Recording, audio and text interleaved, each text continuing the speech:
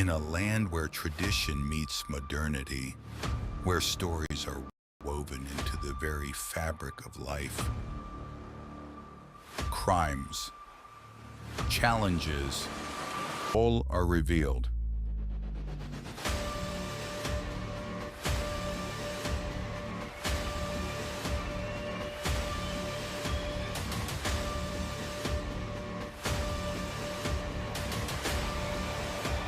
Welcome to It's Happening in PNG podcast. Hello and welcome to It's Happening PNG. Here we come once again, bringing you trending topics that are affecting our community. And in today's show, co-hosting with me, we have Pastor Henry, and we are here to talk about unemployment. Yes, Bishop, thank you very much for having me again here in the show. It's a pleasure. And today we are going to talk about this subject that, like the first one, is a reality here in Papua New Guinea. We have people on the streets who have given their opinion, also those who are homeless, and we'll be having also interviews with people who overcame this type of situation. But I would like to start right away with our topic of today. Unemployment remains a significant challenge in Papua New Guinea, particularly among its rapidly growing youth population. The seriousness of unemployment in PNG stems from a confluence of factors. Factors such as limited access to quality education and skills training. Here are some clips and images showing how serious the situation is. Because it's very, very hard for us to take something home back to our houses. We find it very, very difficult to cater for school fees and everything. Employment is the biggest problem we PNG faces right now. And we see that there is no solution. It's an ongoing problem in our country, Papua New Guinea. Many young youths they are graduated out in the universities and college, but there's a limited job offer for the young youths today.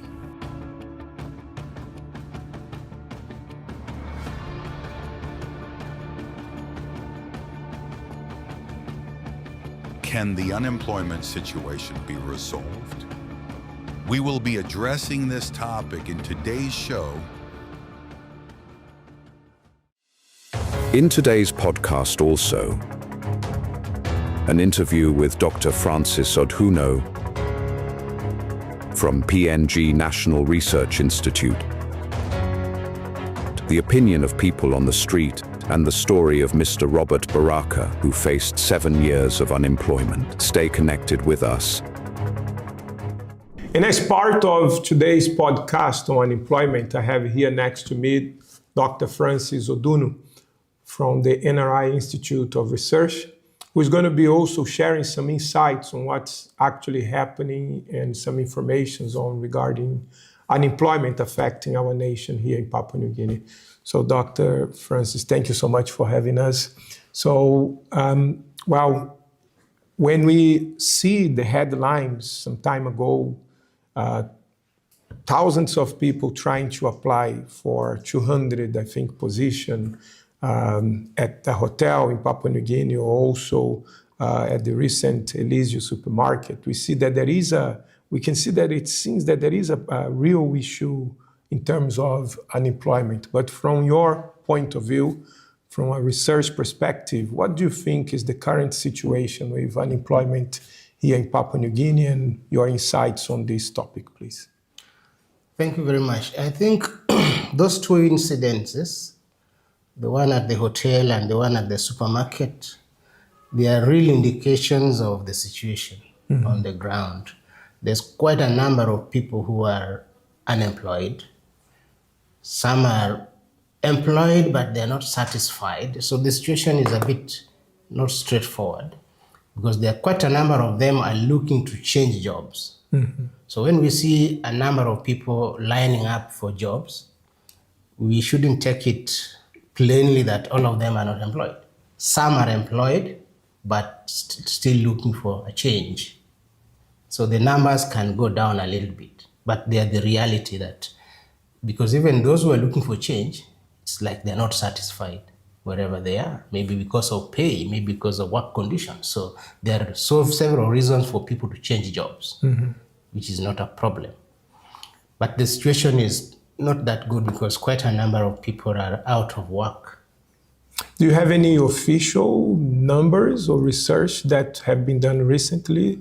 Currently, what we might find are estimates. Right. The International Labour Organization, they normally do some estimates. We were hoping that the census, when they were doing the census, they would have collected some data on unemployment. The recent one I can remember is only 2024. That was done by ILO to estimate the unemployment rates and the other economic factors that they were interested in. And not too long ago also we heard a speech from the then Minister for Labor saying that there was an idea to try to come up with, I think, 1 million jobs, if I'm not wrong, by 2027. So from your understanding, have you seen any major changes in terms of employment being created? Do you have any insight on that? I think that is a very big ask for the PNG economy at the moment. Getting 1 million jobs in the next 1 year, is it? Yeah, well, back then they had, years. I think, 5 years 5 when years. the speech was made or something. Yes, but even the 5 years, it was a big ask. The question is, are we creating enough opportunities?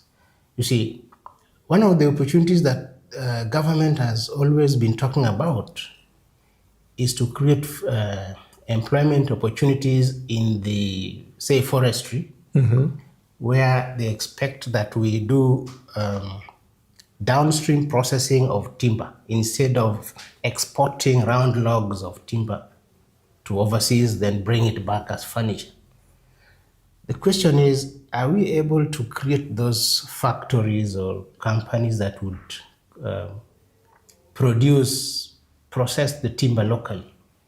I don't think there's any that has done that. New ones, we have the older ones which are still there, but I think they export almost everything. Most of their round logs are exported. Very little is remaining here. It's processed locally. So expanding jobs will require creating bigger or many factories, industries that will create these jobs. Because currently you will see that majority of the people who are actually in the formal employment are absorbed in the service sector. But service sector can only absorb so much. So much people. Not too many people get in there. The other sector that is hyped a lot is the mining and resources. But these are also only active during the construction of the projects. After the construction phases, they normally scale down. So we don't expect them to absorb too many people throughout their lifetime. Fort Moresby, for example, you walk around and you see what's coming up are only supermarkets, and Right. which means the service sector is expanding rather than the Employment sector, creative the sectors. creative. Yeah. The primary sectors that are absorbing, we expect to absorb many more people. Yeah, So one thing that the government has said in the past is the idea of motivating people into SMEs and doing their own businesses as well, coming out of university already having an idea on how to run a business so they wouldn't depend on formal employment. Because we see a lot here in PNG, a lot of people who live with a very limited amount of money per day, even below the minimum of the minimum when we compare it to the rest of the world. We could say below poverty line, and they depend on their market tables, on selling things on the street and things like this. So in terms of that sector of not formal jobs, Any research has been done on that, or any insight that you have on it that you could share with us? A small research that we did some time back, I think that was 2022 or 2021. It was about the youth in one of the settlements in Morata in Port Moresby.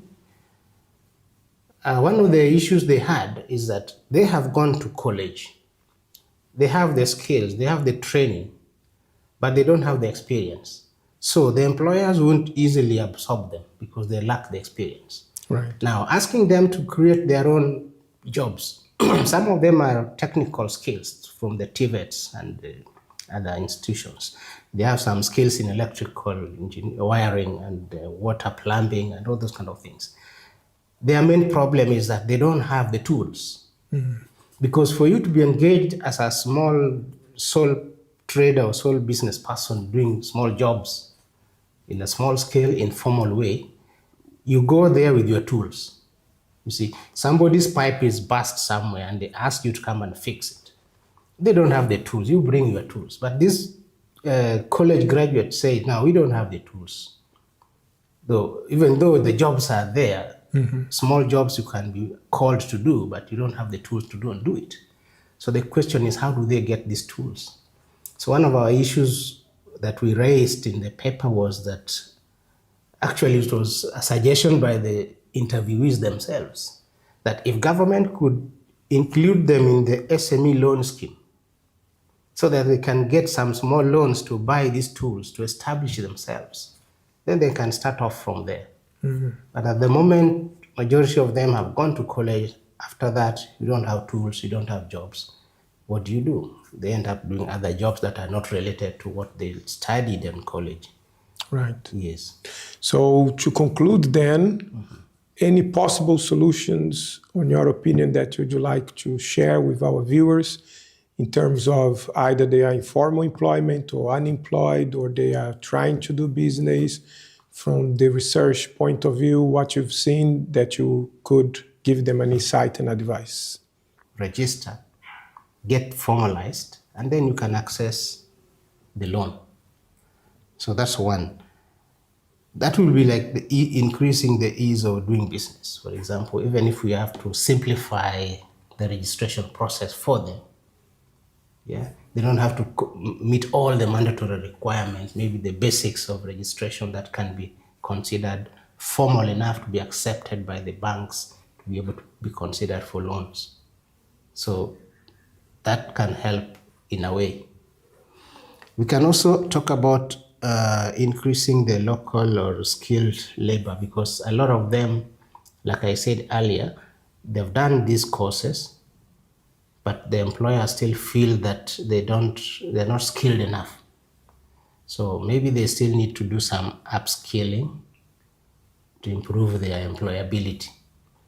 Some of them are lucky to get apprenticeship opportunities in some other companies, so they learn on the job, which is good for them. But those who are not lucky to get to that pathway, it will be difficult for them to get something. So unless there is some change in the courses and the depth of courses and types of courses in a way that reflects what the industry currently requires, then we expect the graduates to come out when they are at least at the level where the industry will recognize those qualifications.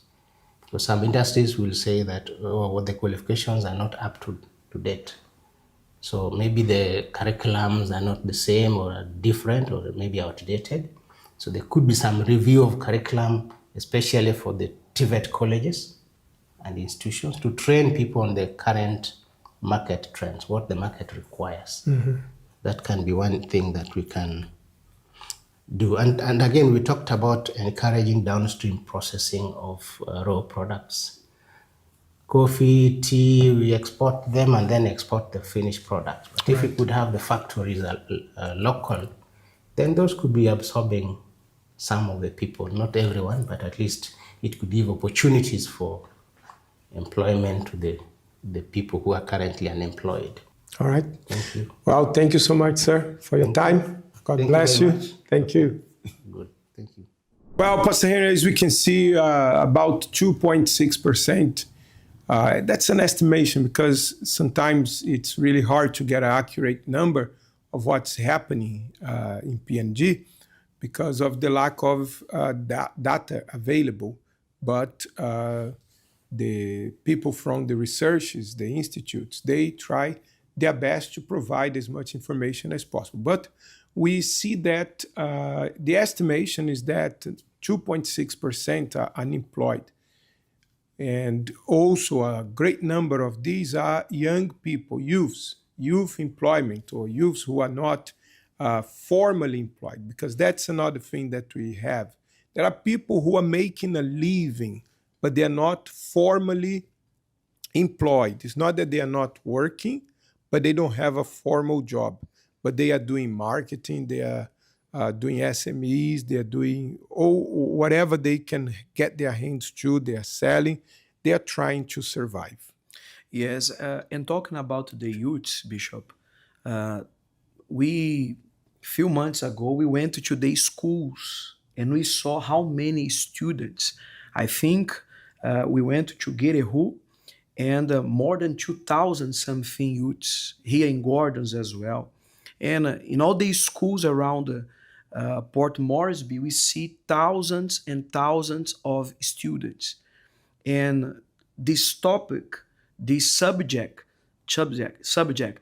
makes us to think about what's gonna happen when these youths they conclude their course, because this is the problem. They study, they do the course, the course, they do everything, but when they conclude, there is no job opportunity, and then we see this big problem that is affecting the country here. Well, you can call 74229960 WhatsApp to share your opinion on how is unemployment affect the lives of Papua New Guineans. Is it affecting you? Is your life being affected by it? What's your opinion on today's topic? It's happening in PNG. Let's go to the street and hear what people say. What's your name? Daniel. What's your opinion about the employment in PNG? My opinion about the employment in PNG, like a lot of people right now, they are struggling. They're marketing, selling drinks, water on the streets, and like unfortunately, most of them are not lucky in working, so they are doing those small marketing at homes and yeah, stuff. Yeah, something like that. Something to like check what their needs and wants, or to provide them a butter and a bread. Like there's a plenty of solution, but people are not looking for that solution. They're sitting in their homes and doing their own stuff, not recognizing that there's a solution out there. Like example, like Avenue, the office are right up there. You can register your name and then they'll fit you in company you work, get paid and satisfy your needs and wants. Yeah. What's your name, sir? Win Itana? You have a job? No, I'm unemployed. In your opinion, the employment is a problem in PNG? Yes. Because it's very, very hard for us to take something home back to our houses. We find it very, very difficult to cater for school fees and everything. It's a very, very big asking. Yes. I think the government of Papua New Guinea should create more opportunities for people like us that are living as citizens of this country. What's your name, sir? My name's Lucas. In your opinion, the employment is a problem in PNG? Definitely. It's there's so many people living in such poverty here. It's such an industrial city that there should be more locals employed, but myself included, I'm from Australia. They outsource a lot of employment to overseas countries. In your opinion, what's the solution for this country? Ooh, that is a good question. I think the corruption in government needs to stop, and that would be the first starting point, and maybe some sort of legislation to employ more locals than foreigners. Well, you can also share your opinion if you are watching us right now on Facebook or YouTube. You can leave your comment there. We may not be able to read your comment here right now, but your comment is very much appreciated. And you can share the link of the show with someone who is facing unemployment. How is unemployment affecting your life? You can also WhatsApp us 675-7422-9960 or call 7899-8678 and get in touch with us. Give us your opinion. Now, let's go back to the streets. We have more people sharing their opinions. I think the solution is our current prime minister and members of parliament need to come up with ways to create new job opportunities for the current youths, so they won't, go unemployed and do unnecessary things to destroy and create problems in the city. So if they are employed, they will make ways or help to meaningfully benefit the country, contribute. There's lack of job opportunities for many citizens, and that's why you'll see a lot of unemployed people. And there is also a lot of law and order problem. Yeah, so I think that's the main reason why businesses lack confidence in carrying out the commercial activities, which will benefit the citizens also. Pastor Henry, that's a very interesting point that he mentioned, the last person on the street, law and order issues. When the country lacks security, it will lack investment because people don't want to invest in a place where they don't feel secure, where their business will be at risk, where their money will be at risk. So we see that can also hinder the fact that, or it can be a problem to the fact of investors opening business in the country, and corruption, as I think Lucas from Australia has said as well. Yes, Bishop. It's very complicated because if there is no job, we are going to have violence because people, they are going to try to make money. They are going to try to survive somehow. Violence and crimes. But also, if crimes and violence are in the place, so as you said, there will be no investment. What to do in this situation, Bishop? I think this is the $1 million answer, because if we find what can we do to stop the violence, to stop this environment that is causing the big companies to come to the country and invest and do things here to generate job for those who I need, or even, or not only this, Bishop, if we change, if I can talk a little bit about my situation, I never had a job because, like, I decided to be myself the boss, if I can say that. And I will go back to that point because that's something that the Prime Minister constantly talk about. In fact, he was mentioning that in a university graduation and in other parts that we have come across, motivating young graduates to not just look for formal employment, but actually come out of universities with a skill that can help them to have their own business.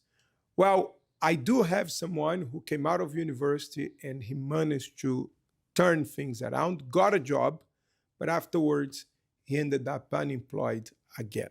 I want you to watch this commercial as we continue on this topic, and I'll be back here with our next guest, with Mr. Robert and myself talking here on this podcast. How many times have you felt that your way was blocked? You stumbled in your projects and plans. You gave up trying and turned away from a path into a worse one. You stopped in the way when you were so close to winning, but you could not see how close you were. After you managed to start paying off your debts, something unexpected happened and you had to borrow money again or use your credit cards with higher interest rates. You gave up on searching for new jobs because you feel no matter what you do, you never achieve your goals. For many years, you wake up with the desire of having the house of your dreams, but when you are about to buy it, your application gets denied. You expended 4 years in college, graduated with a 4.0 GPA, and today your diploma is at the wall of your house as decoration because you haven't practiced your profession. Walk by faith, not by sight. It teaches us to reject a life of defeat and to take hold of a life of victory. If nothing in your life is working out, now is the time to use your faith with reason to bring the desires of your heart into existence. The Universal Church of the Kingdom of God, a place of faith to transform your life.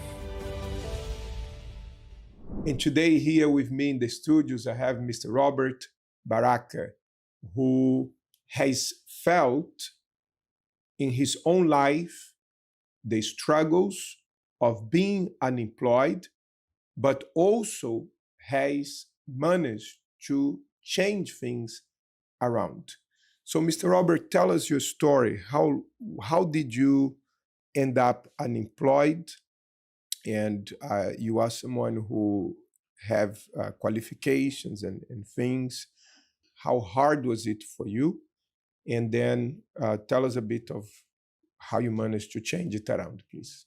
Yeah, I was without a formal job for almost 7 years. Almost 7 years. Yeah. Just give us your background. Like you have studied for, you had a degree. What was the situation? Yes. Before that, I have a postgraduate degree.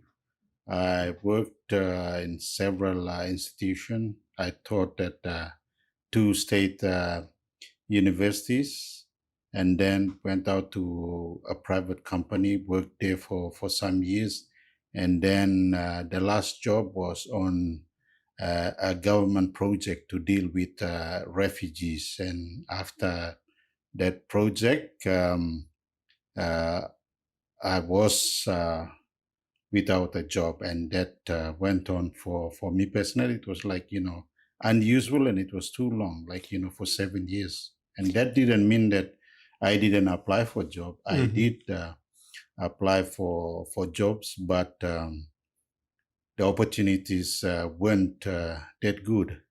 Right. If we backtrack, like we have a situation of youth employment, and I was saying, sometimes when a person is young, they need experience. And sometimes after you have the experience, you reach a certain age, some people can be pushed off because of their age or things like this. So in your case, as soon as you graduated, you left university or college, you were able to get jobs straight away. Oh, yeah.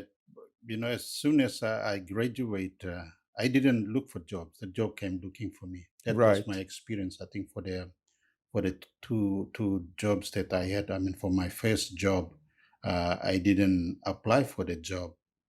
Someone who knew me and knew my qualification and experience and word for me. So when I turned up and so forth, she told me that there's a job waiting for you. That was the experience. Yeah.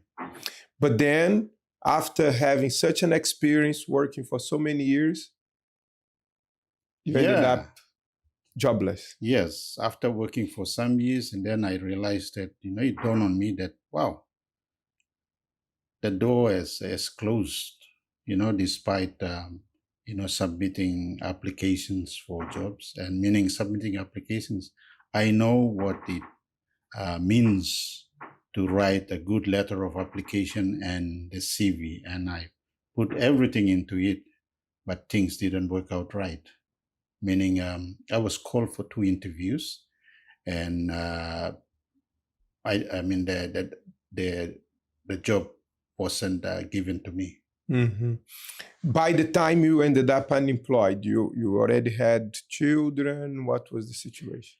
Yes, when I was without a formal job, I was already married. I had two children, and I could feel the pressure of supporting the family and all this. And I realized, God was good, because I had a good network of friends and family. A good number of my friends were so helpful, and that's how they've been supporting me all along. So in your case, as you mentioned, you had this network of friends and family who gave you support. But yet, how did you feel, especially as a man, we usually are the providers, how did that made you feel, not being able to provide for your family, not being able to be the one going out and having this formal job, as you mentioned? Yeah, when I realized that things were not coming my way, it was a bit sad. To me, it was like a challenge, but because of the way that I was raised and being disciplined and so forth, I have this mindset that things are going to come out better in the end. Because of my discipline and so forth, it just didn't make me worry. I encourage, especially my 2 daughters, that things are going to be all right. And because at that time I was religious, I would say very religious and so forth. So I had knowledge about God. I prayed, and I knew that God is going to come good in the end. And it's because of that discipline and being religious, I had that mindset that things are going to work out right, despite the fact that I realized that things were not working my way. When I submitted application, and it took me very long time. 7 years was a very long time for me, but I wasn't that depressed. That was kind of unusual, and I believe it is because of having that mindset, having being disciplined, that I didn't get depressed. Right. How did the situation change after 7 years? Yeah, it was, I can remember that. It's when my wife got very sick, and we needed somewhere to go, for a church service. That didn't mean that, let me put it this way. I knew where the Universal Church was located at the time, because being religious and so forth, I was open to the things of God, talking about the things of God, reading about the things of God. So, wherever I go and I come across, men of God, women of God, or people who talk about God, I'm always open to listen to them, to even share. So even my secular friends are people who love God, who know, most of them, they know about God just like me, but we didn't know God. So that is where I found my way into Universal Church, and that's where I received the blessing. Yeah. So you began to attend the service, making a chain of prayer, and then? Yes, I began attending the church. I started learning, and there was a time where one of the pastors asked for me, and through my wife. So we went there and met him, and his question was simple: "Where are you working now?" So I just smiled at him and told him what I kept as a secret. I told him that, "Oh, Pastor, I've been without a job for this long now. For me, it's like, it's a personal thing. I just do not want other people to worry about my situation. Only I think two closest friends know about my situation. So that's when the pastor prayed over me and my wife. And the next day, the situation changed. I got a phone call and was asked to report for a meeting. And when I went, I was told that this is your job, do it now. That was the hand of God. Right. After 7 years, God opened the door and you're able to get a job. And how are things today? Today things are going on really, really well, really well. Yeah, I've been on the job, and I see that there are other employers interested in engaging me. So at the moment, I'm doing my job, my first job, and also helping out in the second job on a part-time basis. Okay, so that's good. Now, for those men out there watching us right now who feel like I'm stuck, the doors are closed, as the man of the house, I feel depressed, I can't get a formal job, life's been hard for me. So what's your advice to them? What do you have to tell them? My advice to men who end up in a similar situation like me is simple. What I've learned is that when we put God in a proper place in our life, one of the things that I've learned, coming to Universal Church, is giving back, putting God number one in our lives, and giving back to Him what is His. I mean, before that, I know about tithing, I know about offering, but that was head knowledge. It was only when I started learning about what it means to give back to God and so forth. It changed my life. That's when I realized that, okay, when I was formerly employed, I wasn't putting God number one in my life. Like, when it comes to giving tithe, it was like giving the leftovers to God. God was, meaningless in my life. But when I learned what it means to give back to God, I mean, in giving back to God is putting Him number one in our life. And that what has changed my life in terms of, employment and finances. So it's for me, I mean, it's out of my heart that when we put God in a proper place, put Him number one in our lives, and everything revolves around Him, then God comes in, and He comes in His own ways. When it comes to the blessing of with a job, God will come in His own ways. Many a times we would try to depend on our own strength in terms of knowledge, in terms of the job experience, and so forth. But many a times we do not allow God to offer us job in His own ways. And I know that for men who are struggling to find job or to go into business, it's only when we put God first in our lives, then we will see change. We will see God coming in and changing our situation. Well, that's for sure. Thank you so much for sharing with us, Mr. Robert, your experience. And when we come back, we'll be praying for you, putting God in our lives, as he mentioned, because indeed, without him, we can do nothing. Thank you, sir. Well, praise God for Mr. Robert's life, how he turned things around.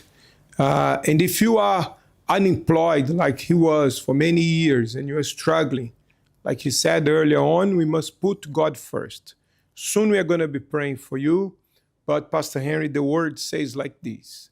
And to the angel of the church in Philadelphia write, these things says he who is holy, he who is true, he who has the key of David, he who opens and no one shuts, and shuts and no one opens. This is our God. When a person may feel like their ways are blocked, they apply, they try, and nothing seems to open, God can open the door for them. God can open the door for you. Yes, Bishop. And job and work, it's not a curse. God, when he created Adam, he told him to work. He gave him a job. As soon as that he was created, God gave him a job to take care of the garden, to plant and everything. And for those who are right now in this situation of unemployment, the same God who opened doors in the past, when you see in the Bible, we can find there a lot of testimonies of people who needed a solution, a door open for them, and God did so. God can open a door. Even though when you go here on the doors, the places, knocking, asking for help, and you are not finding it, God can open a door for you. You have only to believe and come to Him and give ears to His voice. Well, every Monday in the Universal Church, we have our prayer for finances. I want you to watch this commercial that talks about our services every Monday, and we'll be back praying for you who have been struggling with unemployment. Are you tired of living a life of defeat, humiliation, misery? These situations can change once God's words become the reality in your life. The Lord is my shepherd, I shall not want. He makes me to lie down in green pastures. God will not allow for you to lack anything in your life. Once you make a vow with Him, everything will work out for you. Great doors will open in your life.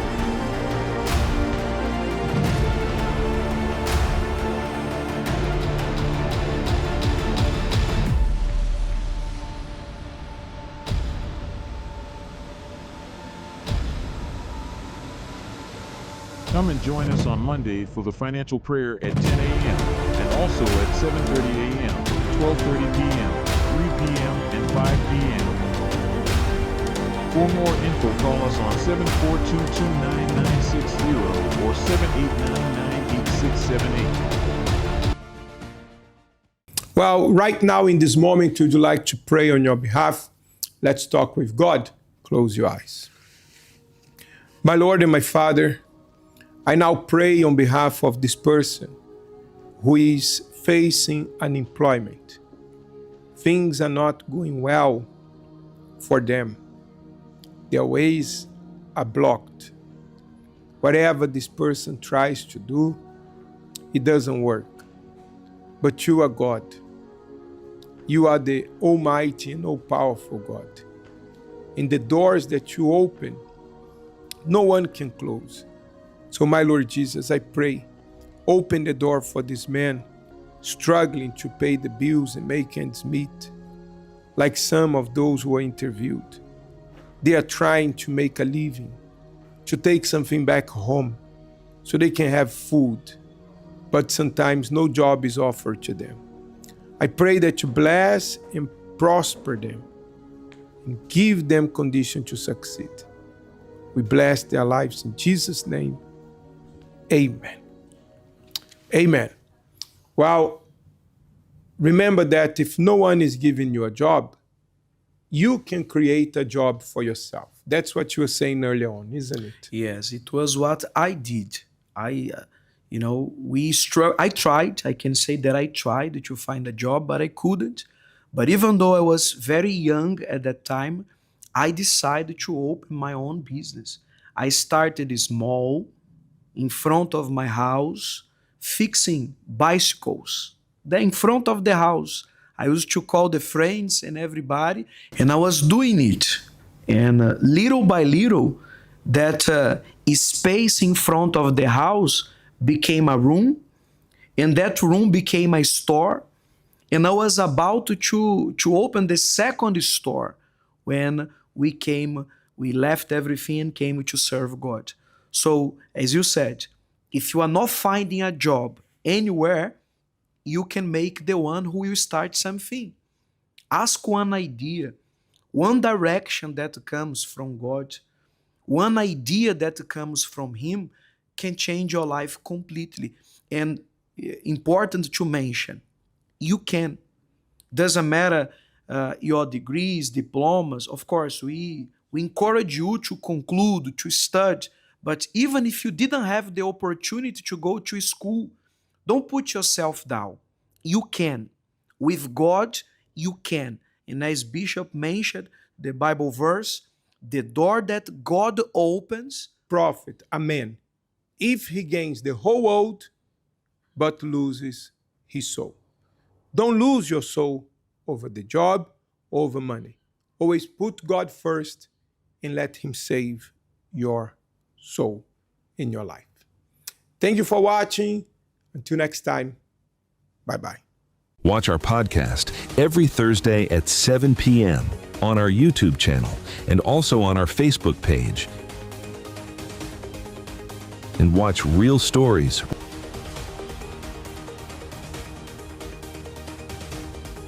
real people, and what's happening in PNG.